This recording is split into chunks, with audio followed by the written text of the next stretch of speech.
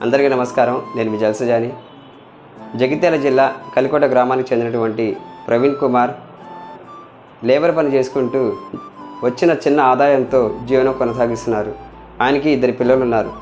కొన్ని రోజుల క్రితం కిడ్నీలో రాళ్ళు పడ్డాయని సర్జరీ చేయించిన తర్వాత డిశ్చార్జ్ చేశారు.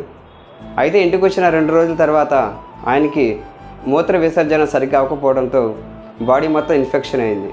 అదే సమయంలో హార్ట్ అటాక్ రావటం, ఫిట్స్ రావటం, అదే పరిస్థితిలో ఊపిరి కూడా ఆడని పరిస్థితిలో ఎమర్జెన్సీగా కరీంనగర్లోని మెడికవర్ హాస్పిటల్లో ఐసీయూలో జాయిన్ చేశారు. అందరికీ నమస్తే. నా పేరు ప్రవీణ్. బ్యాక్ పెయిన్ రావడం వల్ల నేను హాస్పిటల్ వెళ్ళడం జరిగింది. హాస్పిటల్ వెళ్ళిన తర్వాత వాళ్ళు నాకు కిడ్నీలో స్టోన్స్ ఉన్నాయని సిటీ స్కాన్, సిటీ క్యూబ్ అవన్నీ టెస్ట్ చేసిన తర్వాత తల్లి పేగు చూడు ఎలా తల్లడిల్లిపోయేనయ్యా. తీసుకొచ్చిన తర్వాత టెస్టులన్నీ చేసిన తర్వాత అమ్మ ఇన్ఫెక్షన్ ఎక్కువైందా, ఇన్ఫెక్షన్తో ఊపిరితిత్తుల మీద, హార్ట్ మీద, కిడ్నీల మీద ఇన్ఫెక్షన్ చూపించిందని నేను ట్రీట్మెంట్ చేయగా కూడా ఎప్పుడు గుండె ఆగిపోతారో కూడా చెప్పాలన్నారు. మూసి ఎటో వెళ్ళిపోకయ్యా,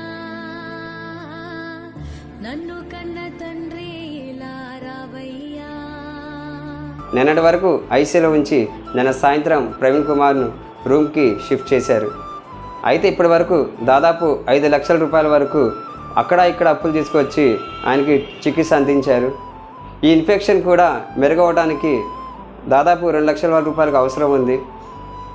ఆర్థికంగా చాలా ఇబ్బంది పడుతున్నటువంటి ప్రవీణ్ కుమార్ కుటుంబం మన సహాయం కోసం ఎదురు చూస్తుంది.